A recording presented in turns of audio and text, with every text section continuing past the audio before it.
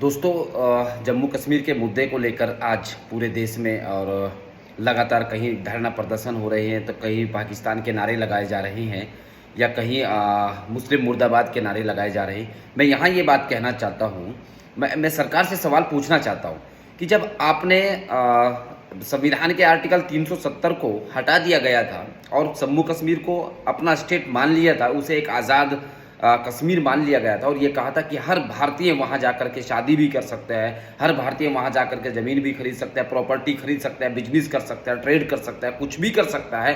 तो उसके बावजूद भी यदि इस तरह की कोई सिचुएशन वहाँ पर घटती है तो उसकी जिम्मेदारी कौन लेगा? क्या सरकार की नहीं बनती उसकी जिम्मेदारी? जब वो आज़ाद कश्मीर है, अब वो पाकिस्तान का कोई मैटर नहीं रहा है, वो आपके अंडर में है, आपका संविधान है, वहाँ पर आपके लॉ है, आपकी गवर्नमेंट है, तो आप आपके दायरे में रहते हुए भी इस तरह की यदि कोई घटना घटेगी तो शायद आपकी जिम्मेदारी बनेगी। सिक्योरिटी का नहीं होना, वहाँ पे प्रोटेक्शन नहीं दिया जाना, एक खूबसूरत स्टेट है, ऑलरेडी ज़्यादा डेवलपमेंट माना जाता है, हमारे यूपी के अकॉर्डिंग वहाँ पे ज़्यादा अच्छा माना जाता है, लेकिन वहाँ पे तो और भी ज़्यादा एक्स्ट्रा सिक्योरिटी होनी चाहिए थी।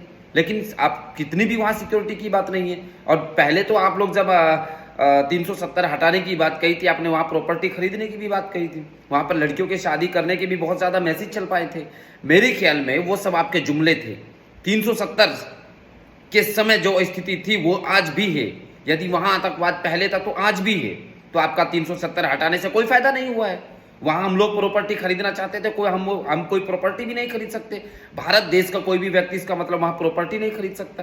प्रॉपर्टी खरीदना तो बहुत दूर की बात है, वहाँ शादी भी नहीं कर सकता किसी महिला से, जो आपने मैसेज दे पाया था। शादी करना तो बहुत दूर की बात है, वहाँ पर घूमने तक को भी नहीं जा सकता। अब कोई इस तरह की हालत आपने पैदा कर दी है, और ये सब जिम्मेदारी गवर्नमेंट की बनती है, सरकार की बनती है। सेंट्रल गवर्नमेंट की, मिलिट्री सेंट्रल गवर्नमेंट के अंडर में रहती है, आर्मी सेंट्रल गवर्नमेंट के अंदर में रहती है, और पुलिस जो वहाँ की है वो स्टेट गवर्नमेंट के अंडर में रहती है। यदि स्टेट गवर्नमेंट और सेंट्रल गवर्नमेंट दोनों सिक्योरिटी देने में फेल है तो मेरे ख्याल में 370 आर्टिकल हटने का भी कोई फायदा नहीं हुआ है। जो हालत हमारी पहले थी वही हालत आज भी है।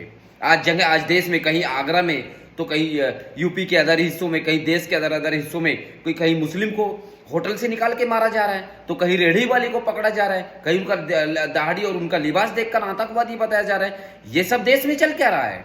जो आतंकवादी है उसको आप नहीं पकड़ पाते हैं और बेगुनाह लोगों को आप लोग मार देते हैं, और देश के जगह जगह हिस्से पे जो है आप लोग दंगा और फसाद करते हैं और अपना वोट बटोरने की कोशिश करते हैं। अपना हिंदुत्व का जो एजेंडा है उसको ताज़ा बनाने की कोशिश करते हैं ताकि समय आने पर काम आए। मैं यहाँ ये बात कहता हूँ, जिन लोगों ने कश्मीर में ये घटना कारित की है उन लोगों को ढूंढिए, उनको फांसी के तख्ते पर लटकाइए, इनकाउंटर करिए, जो भी करना है करिए, लेकिन बेगुनाह लोगों को मत फंसाइए।